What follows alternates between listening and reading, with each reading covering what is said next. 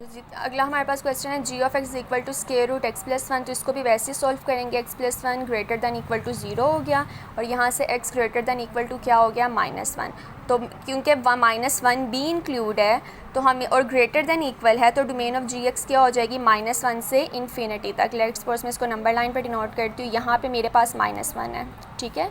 तो वो कह रहा है कि माइनस एक्स जो है वो greater equal to minus one होना चाहिए। तो ग्रेटर वाले नंबर्स तो इस साइड पे होते हैं ना, जो किस तरफ जा रही हैं इन्फिनिटी की तरफ जा रहे हैं। तो जो डोमेन है वो माइनस वन से कहाँ तक हो जाएगी इन्फिनिटी तक। और रेंज आप लोगों ने क्या लिख देनी है ज़ीरो से इन्फिनिटी तक, क्योंकि ये रेडिकल फंक्शन है और इसकी जो रेंज होगी वो हमेशा ज़ीरो से इन्फिनिटी तक होगी। अगला फंक्शन देखिए g of x equal to x minus three. तो ये भी एक पॉलिनोमियल है।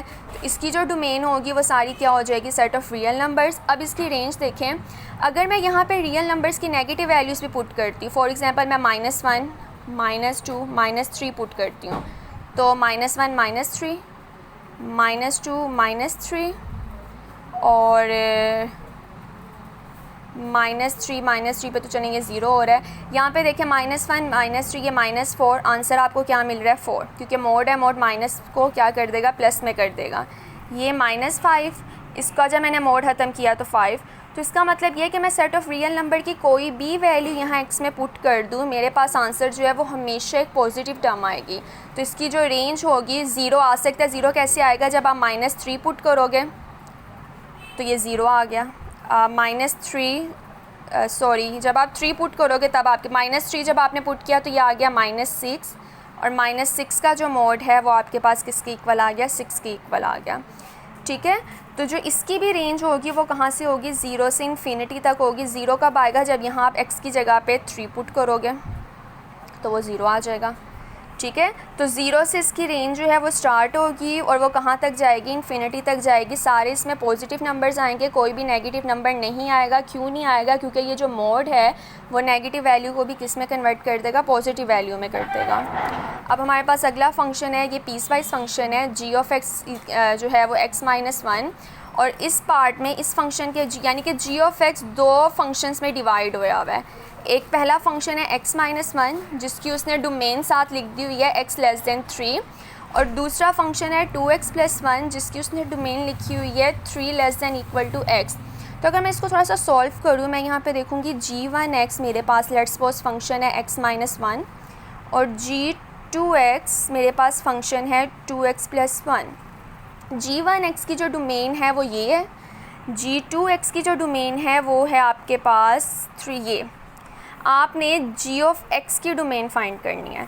तो अगर मैं इसको नंबर लाइन पे शो करूँ तो ये देखें यहाँ पे अगर मेरे पास थ्री है, क्योंकि यहाँ पे दोनों डोमेन्स में थ्री है ना, पहली जो है वैल्यू वो एक्स लेस देन थ्री है, तो एक्स लेस देन थ्री ये वाले नंबर्स आ जाएंगे, ठीक है।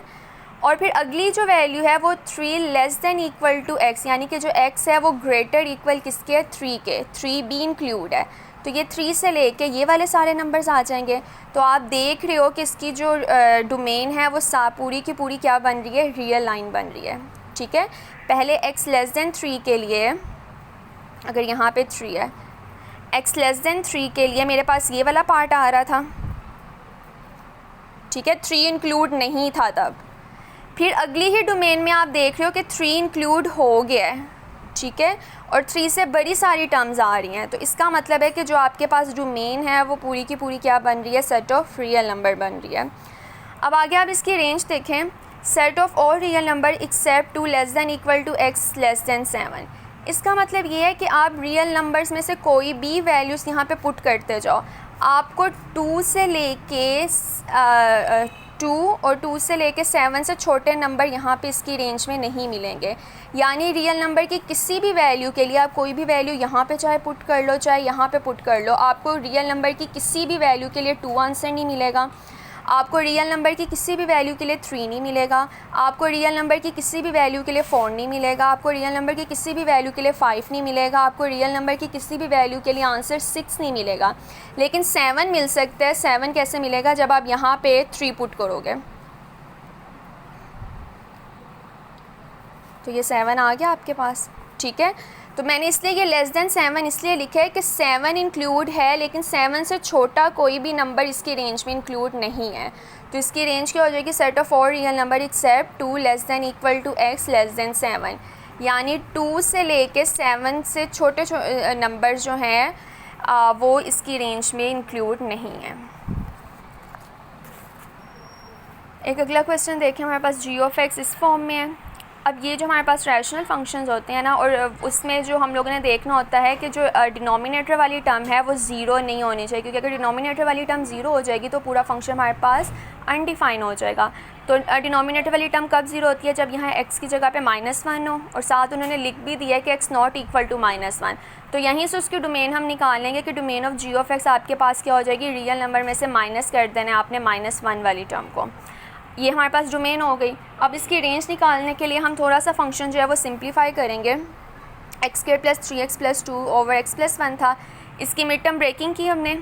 मिड टर्म ब्रेकिंग करने के बाद फैक्टर्स बनाए तो आप देख रहे हो x + 1 के साथ कैंसिल हो रहा है, g of x is equal to x + 2 आ रहा है।